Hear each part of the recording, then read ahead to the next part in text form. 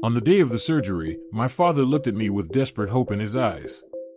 He was a diabetic man with a failing organ, and I was his perfect match, his only chance. He didn't know that I wasn't there to save him. I was there to watch that hope die. He had called me a waste 10 years earlier after a lifetime of abandonment, and I was about to return the favor, word for word. If you believe that what goes around comes around with interest, you're in the right place. Smash that subscribe button and like this video, because you're about to witness a story of karma served ice cold. Let's get into it. The story starts where it does for a lot of kids like me, first grade. That's when my parents divorced. But my dad didn't just leave. He disappeared like a cheap magician, and for his final trick, he stole my mother's ATM card and drained her personal account dry, leaving her with nothing. But my mother, she was a saint.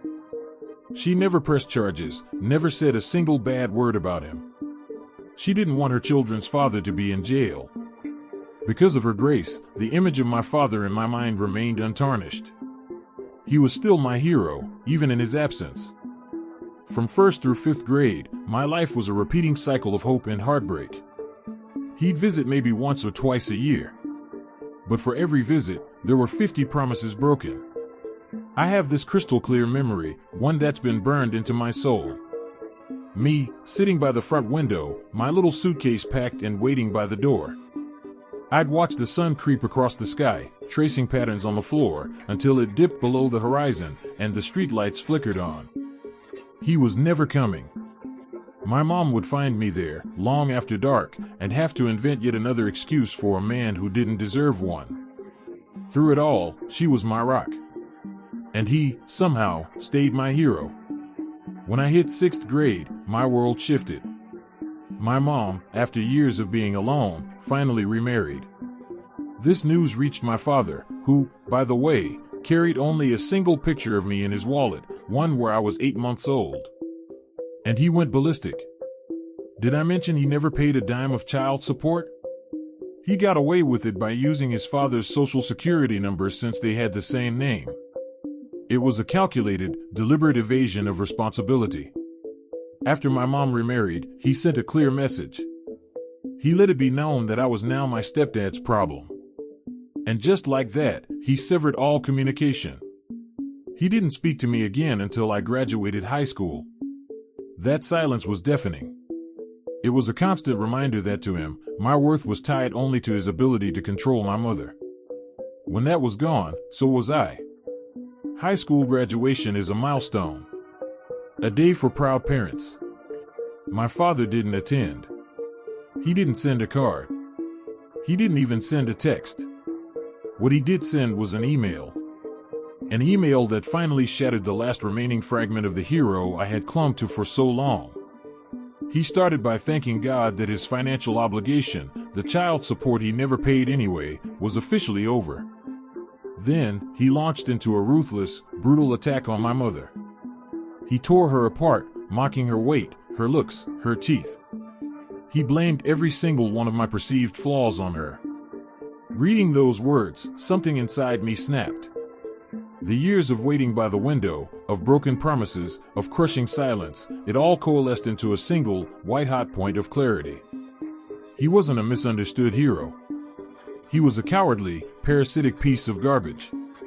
For the first time, I saw him for what he truly was. And I replied in kind. His response was swift and venomous. He told me I was no child of his. He called me a waste. And in that moment, I made a vow. I didn't know how, and I didn't know when, but I vowed that one day, I would hurt him. I would make him feel as worthless and discarded as he had made me feel my entire life. 10 years passed. A decade of silence. In that time, I built a life. I invited him to my wedding. He didn't come. I told him he was a grandfather when my son was born. His response was to email me pictures of his new wife's children. He had simply moved on to a new, ready-made family, mooching off another woman who could support him. His ex-wives have nothing good to say about him. He was a professional parasite. Then, one day, an email from him landed in my inbox. He was dying. He was a diabetic, and one of his organs was failing. He was too far down the official transplant list. He needed a donation from a family member. He needed me. And the first thought that crossed my mind was, NuclearRevenge, activated. I answered his email. I met him for coffee, a storm of pure, undiluted hatred raging behind a calm smile. I let him talk. I let him believe his long-lost son was here to save him. I agreed to get tested. And just my luck, I was a perfect match. The process was long. I met with doctors. I went through therapy sessions designed to prepare a donor for the momentous, life-altering act of giving a part of themselves to another. And at his request, I even attended one of his therapy sessions. And it was there that the final piece of my resolve clicked into place. I sat in that sterile room and listened as he lamented his impending death. He told the therapist he had been resigned to his fate, ready to die. And then his new wife, he said, had an idea. She reminded him, "Hey, what about those kids you used to have? Maybe one of them will give you a kidney." I watched his face as he told this story. He got excited, he said, because he had completely forgotten all about us. We were a dusty, forgotten memory, and our only value was in this last-ditch, desperate hope. Do you know how it feels to hear the man responsible for your very existence admit he forgot you existed? It was like being a pair of sturdy old boots gathering dust in a closet, only rediscovered because there was shit to be shoveled. In that moment, I knew with absolute certainty. I wasn't going to give him a damn thing. But I was going to let him believe I would. We scheduled the surgery. The day arrived. We met at the hospital, the air thick with the smell of antiseptic and desperation. He was in his gown, prepped and ready, looking at me with the eyes of a man who'd been given a reprieve from a death sentence. I smiled right in his face. I let him soak in the relief for one more, beautiful moment. And then, I leaned in close. "I won't be going through with the surgery," I said, my voice calm and steady.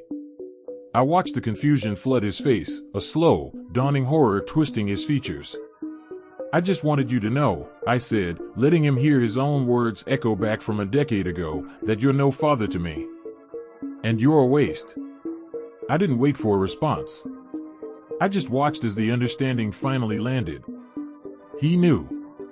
He knew exactly why this was happening. He just nodded his head. He knew he deserved it. I turned, walked out of that hospital room, and drove home, leaving him alone with the consequences of his own life. A great weight had finally been lifted from my shoulders. My mom was annoyed with me. She said I took it too far. But she didn't live with the ghosts I did. My father is dying, and his family has already approached me for money to help with the funeral. Don't worry, I'll be attending. Out of pure spite. And I will make sure every single person there knows exactly what kind of man he truly was. Some might say what I did was cruel. That I should have taken the high road. But cruelty was the only language my father ever taught me. He spent a lifetime treating me like I was nothing, so in the end, I gave him exactly that, nothing. He planted a seed of pain, and it grew into a tree of vengeance. He got to reap exactly what he sowed. This was a heavy one. Was the revenge justified, or did it go too far? Let me know your honest thoughts in the comments below. Don't forget to like and subscribe for more stories of justice and revenge. And share this with someone who knows that sometimes you have to become the monster to slay one. Thanks for listening.